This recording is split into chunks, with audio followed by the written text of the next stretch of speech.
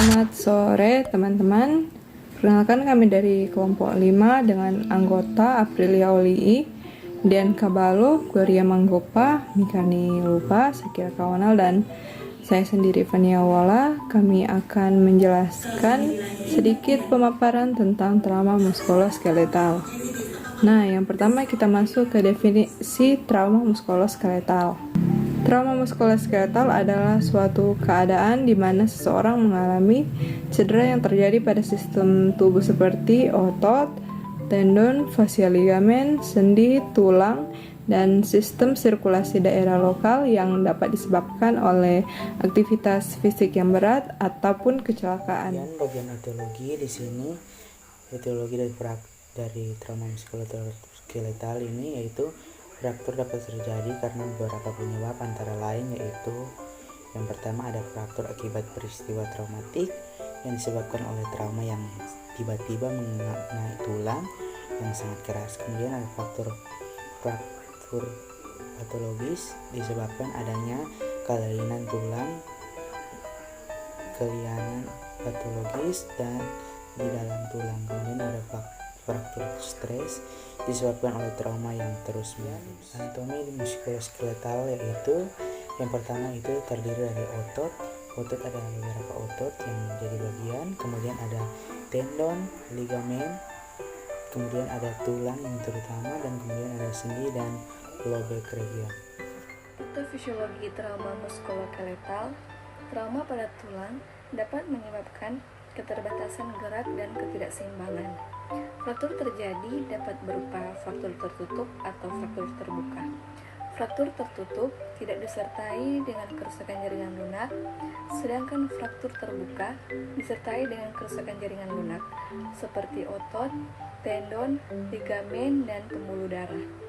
Tekanan yang kuat dapat terjadi fraktur terbuka karena fragmen tulang keluar menembus kulit dan menjadi luka terbuka serta peradangan yang dapat memungkinkan infeksi. Keluarnya darah dapat mempercepat perkembangannya bakteri. Selanjutnya, manifestasi klinis. Yang pertama ada nyeri terus-menerus sampai tulang. Yang kedua, pembengkakan atau edema. Yang ketiga, memar. Yang keempat, kehilangan fungsi dan kelainan gerak. Yang keenam, kelemahan otot. Berikut ini langkah-langkah untuk mencegah terjadinya fraktur muskuloskeletal. Yang pertama itu ada mempertahankan kekuatan pada tulang. Yang kedua, menghindari adanya jatuh. Yang ketiga, menggunakan perlindungan saat berolahraga. Yang keempat, mengemudi dengan hati-hati. Yang kelima, konsumsi makanan yang sehat.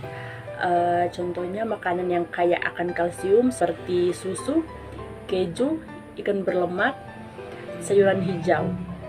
Dan komplikasi yang mungkin terjadi akibat fraktur muskuloskeletal meliputi infeksi, kerusakan saraf atau pembuluh darah. Ketiga, gangguan penyembuhan tulang. Yang keempat, kekakuan sendi. Yang kelima, komplikasi vaskular. Yang dilakukan untuk fraktur yaitu terbagi menjadi dua, fraktur terbuka, di mana ini merupakan kasus emergensi karena dapat terjadi kontaminasi oleh bakteri dan disertai perdarahan yang hebat dalam waktu 6-8 jam atau golden period. Kuman belum terlalu jauh dan dilakukan pembersihan luka, excising situasi antibiotik. Ada beberapa prinsip yang harus dilakukan, yaitu yang pertama harus ditegakkan dan ditangani terlebih dahulu akibat trauma yang membahayakan jika airway, breathing, dan circulation. Semua patah tulang terbuka adalah kasus gawat darurat yang memerlukan penanganan segera yang meliputi pembidaian, menghentikan perdarahan dengan bidai, menghentikan perdarahan besar dengan klein. Selanjutnya, pemberian antibiotik. Mikroba yang ada dalam luka patah tulang terbuka sangat bervariasi tergantung di mana patah tulang terjadi.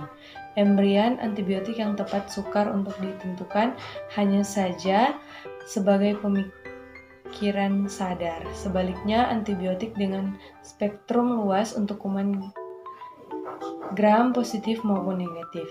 Debridement dan irigasi sempurna. Debridement untuk membuang semua jaringan mati pada daerah fraktur terbuka baik berupa benda asing maupun jaringan lokal yang mati.